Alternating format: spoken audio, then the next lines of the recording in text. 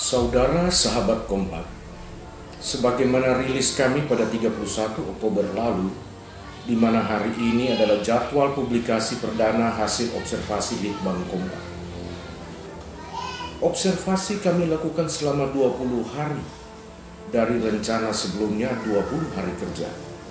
Setiap 5 hari atau satu siklus, organisasi riset observasi partisipatoris ini kami evaluasi agar kami dapat mengukur kinerja para numerator. Sebagaimana yang telah dirilis, populasi pemilih Sulawesi Utara adalah 1.828.285 pemilih yang tersebar di 1.839 kelurahan dan desa atau 5.807 TPS. Setelah kami lakukan uji validasi, maka diperoleh 1.588.357 data pemilih yang berada di 5.033 TPS atau 1.726 kelurahan dan desa yang menjadi informan kami. Setiap TPS kami tugaskan 2 orang numerator, sehingga organisasi riset ini memiliki numerator sebanyak 3.452 orang. 1 orang bertugas melakukan wawancara dan 1 orang melakukan rekaman proses digitalisasi sampai input dan upload laporan risetnya.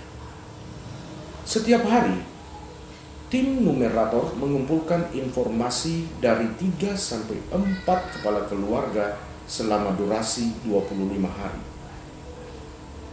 Numerator melakukan wawancara mendalam dengan informan sambil memberikan treatment melalui video kampanye pasangan calon. Kemudian informan memberikan pendapat mereka, persepsi mereka, dan preferensi mereka. Dalam hal menentukan sikap politik, informan dimintai kesediaan untuk memberikan KTP dan swafoto, di mana hal tersebut menggambarkan preferensi dan sikap informan yang dapat diobservasi. Setelah proses tersebut dilaksanakan, selanjutnya data yang terhimpun dibuat dalam laporan manual untuk kemudian diinput ke dalam formulir elektronik dan dikirim ke analis, sehingga mempercepat proses pengolahan data. Saudara Kompak yang kami segani, sejauh ini kami telah melewati 2 siklus dengan hasil sebagai berikut.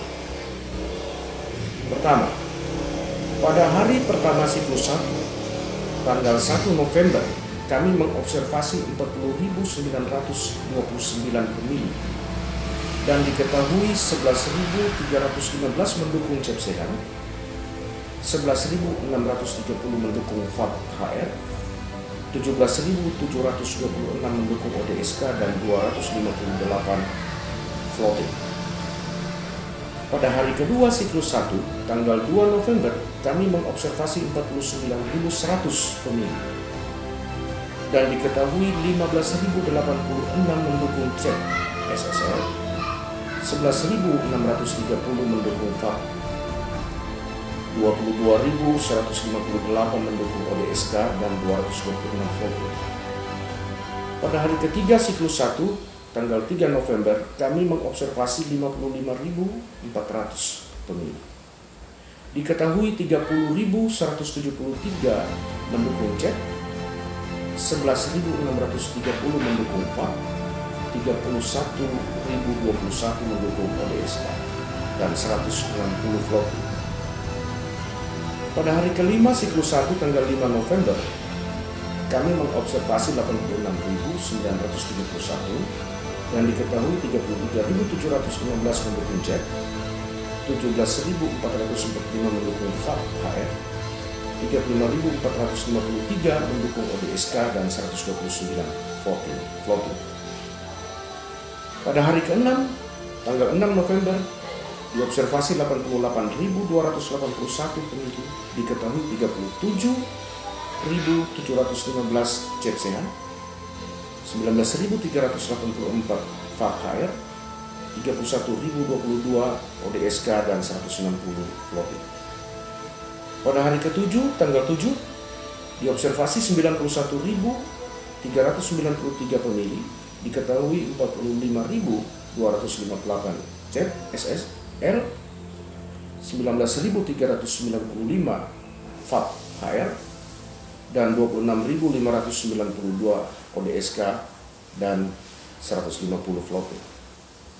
Pada hari ke-8 siklus 2 tanggal 8 November diobservasi 106.134 pemilih dan diketahui 52.801 mendukung CEP sehat, 31.014 mendukung FAP HR, 22.160 mendukung ODSK dan 159 floating. Pada hari ini, hari ke-10, akhir dari siklus kedua atau jelang puncak kurva maksimum, teridentifikasi 109.024 pemilih dengan kategori 60.123 mendukung CEP sehat, 31.014 mendukung FAP HR, 17.728 mendukung ODSK dan 159 floating. Dengan demikian, temuan pada observasi 2 siklus ini adalah sebagai berikut. Progres dukungan paslon 1 CEP sehat mengalami pertumbuhan positif setiap hari. Pertumbuhan semakin membaik pada hari ke-5 hingga hari ke-10. Progres dukungan paslon 2 FAP HR mengalami pertumbuhan positif sampai hari ke-8 dan menurun pada hari ke-9 lalu bergerak naik lagi pada hari ini. Progres dukungan paslon 3 ODSK tertinggi pada hari ke-8 hingga hari ke-5 dan bergerak turun sampai hari ke-8 lalu naik lagi di hari ke-9 dan turun pada hari ke-10. Progres floating voter semakin hari semakin menurun. Progres harian tersebut di atas dapat kita analisis dalam presentasi akumulatif day by day. Seperti pada grafik ini.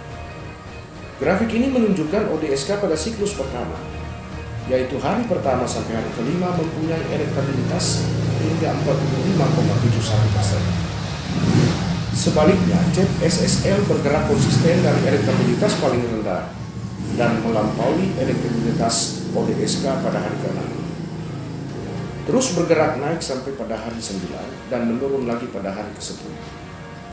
Secara akumulatif, hingga hari ke-10, elektabilitas paslon adalah 45,17% CEP SSL, 28,65% ODSK, 20,24% FAP HR, dan 0,21 floating. Observasi partisipatoris ini mempunyai validitas 86,88%